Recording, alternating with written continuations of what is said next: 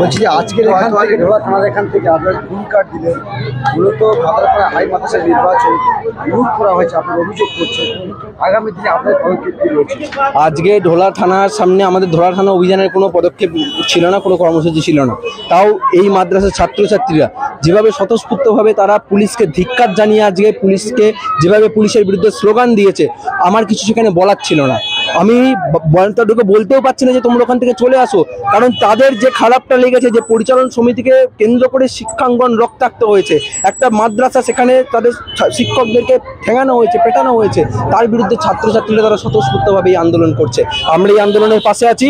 যদি এখানকার ছাত্রছাত্রী, এখানকার যারা ছাত্রছাত্রীর অভিভাবক এবং প্রাক্তন ছাত্রছাত্রীরা বৃহত্তর আন্দোলনের ডাক দেয়, আমরা স্টুডেন্টস ফ্রন্ট পাশে থাকবো। কিন্তু রাকেশ দা, যেখানে পুলিশ জনগণের রক্ষক হবে, সেখানে পুলিশের সামনে হাই মাদ্রাসা নির্বাচন ভুল লুট করা হয়েছে, কি বলবেন? এটাই তো বলছি, এটাই তো আজকে লজ্জা।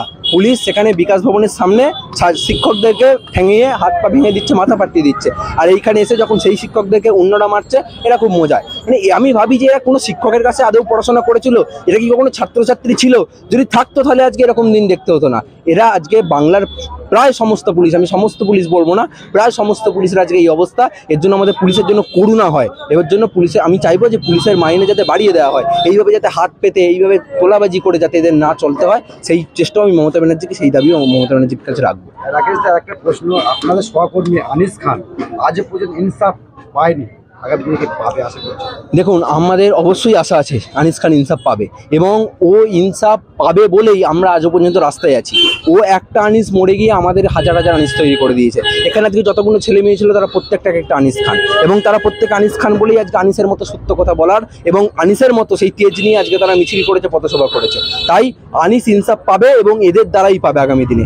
আনিস খানের ইনসাফের দাবিতে আমরা আমতা থানা অভিযান করেছিলাম। তার 2022 সাল তার কেসে অ্যারেস্ট ওয়ারেন্ট বার করে আমাদের জেনারেল সেক্রেটারি শেখ সাবির রহমানকে পুলিশ অ্যারেস্ট করার জন্য তৎপর হয়েছিল।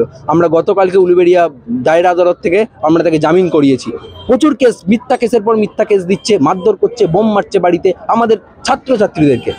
আমরা রাজনৈতিক নেতা নই, কিন্তু আমরা ছাত্রছাত্রী। আমরা কেউ ক্যালকাটা ইউনিভার্সিটিতে পড়ি, কেউ বারাসাত ইউনিভার্সিটিতে পড়ি, কেউ জেইউতে পড়ি, আমাদেরকে এইভাবে টর্চার করেছে, কেউ আলিয়া ইউনিভার্সিটিতে পড়ে। তাই আনিসের ইনসাফ হবে, তার জন্যই আমরা রাস্তায় আছি, রাস্তায় থাকবো। রাকেশ দা, শেষ প্রশ্ন, না না না না, ভয়ের কিছু নেই। কারণ ওই বললাম, আমার প্রতিষ্ঠাতা হচ্ছে শহীদ আনিস খান। ও মারা গেছে, ও সত্যি কথা বলতে গিয়ে শাসকের বিরুদ্ধে ন্যায়সঙ্গত কথা বলতে গিয়ে মারা গেছে।